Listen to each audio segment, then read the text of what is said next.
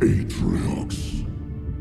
And I am the last face you will ever see.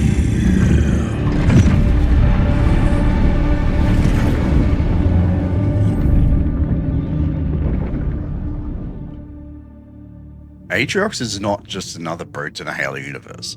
He's a Jiralhanae Warmaster who defied the Covenant, survived impossible suicide missions, and turned his banishment into the birth of the Banished, a ruthless faction of mercenaries and warlords.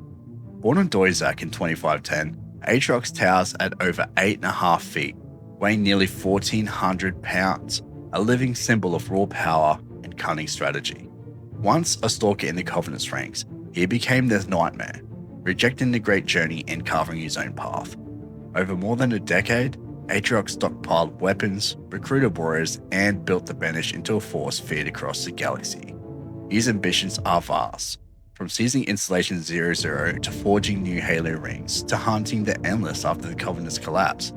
Though believed dead after the battle for Zeta Halo, Atriox returned in 2560, scarred but unbroken, uncovering the silexes that hold the Endless and proving he's far from finished.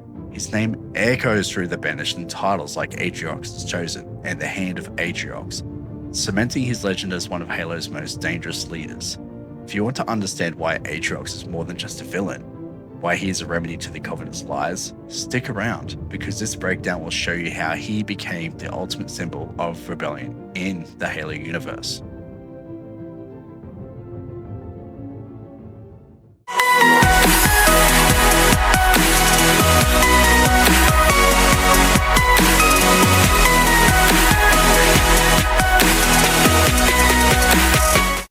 Atriox was born on the Jiralhanae homeworld of Doizak on May 28, 2510, and from an early age was molded by the Covenant into a weapon of war. Trained under the guidance of his Discalo, Iscarum, who would later become one of his most loyal allies. As the Covenant Empire waged its genocidal campaign against humanity, Atriox served as a Stalker, and an elite role within the Jiralhanae ranks that emphasized stealth and precision, often deployed to hunt down humanity's most dangerous warriors, the Spartans, who the Covenant referred to as the Demons. During this time, Atriox fought alongside his war brothers Caster and Awesome as part of the Bloodstars, a unit commanded by the Silent Shadow, a feared Sangheili Special Operations Division known for their ruthless efficiency and loyalty to the Prophets.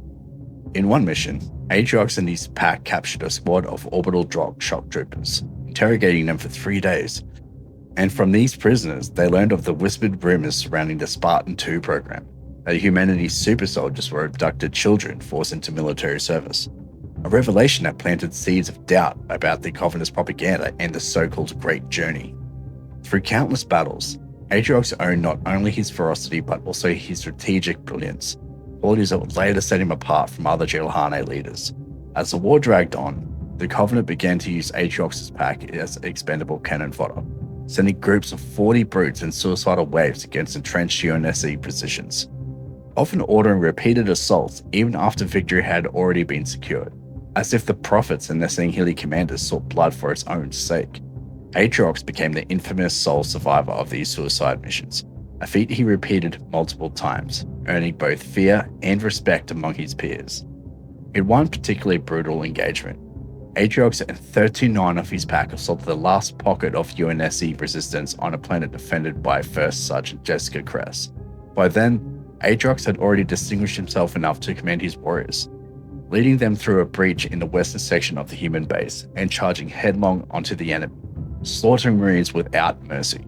When the dust settled, only 2 human survivors remained, Kress and another Marine, who had attempted a daring escape in an M12 Warthog, one of UNSC's most iconic vehicles.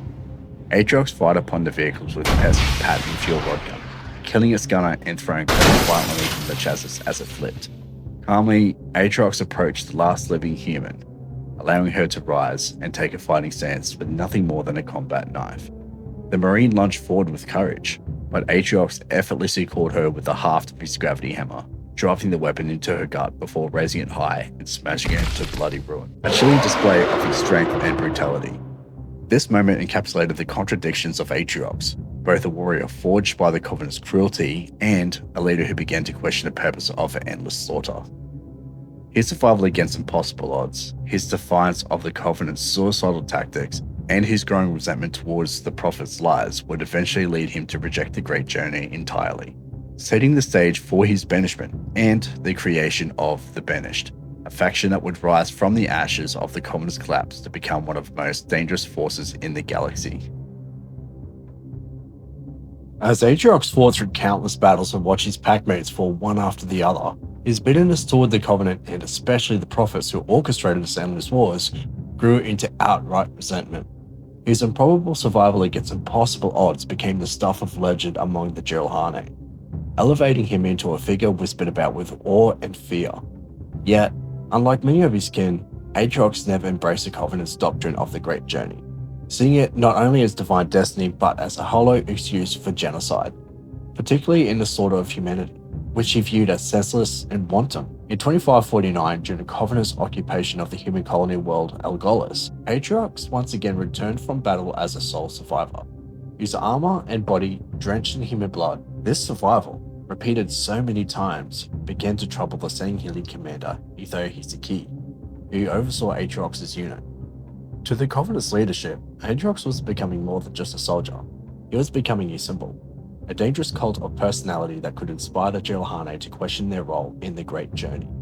Reporting to the High Prophet of Truth, Hisaki warned that Atriox's continued survival was unnatural, that his reputation was growing beyond control, and that rumors of his wavering faith could destabilize the Covenant's grip on its brute warriors.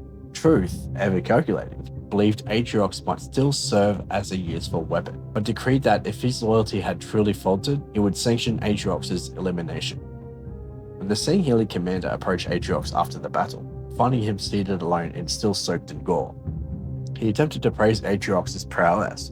Atriox dismissed the flattery, insisting he had only fulfilled the duty forced upon him. When the Sangheili pressed further, Atriox's simmering anger boiled over. He openly questioned whether his brothers had died for the Great Journey at all, or if they had simply been sacrificed pointlessly to satisfy the Prophet's thirst for blood. He condemned the Covenant's arrogance in underestimating humanity, pointing out that such hubris had cost countless Jiralhanae lives, and suggested that blind loyalty was not the path to righteousness as the Covenant claimed. These words, reported back to Truth, confirmed Atriox was far more dangerous than they had feared. Not only a survivor, but a thinker, a warrior willing to challenge the Covenant's lies. The decision was made. Atriox would be executed. Yet, the Prophets and the Sangheilian forces knew his death could not be handled crudely, for if he were struck down too openly, he might become a martyr, inspiring rebellion among the Jiralhanae.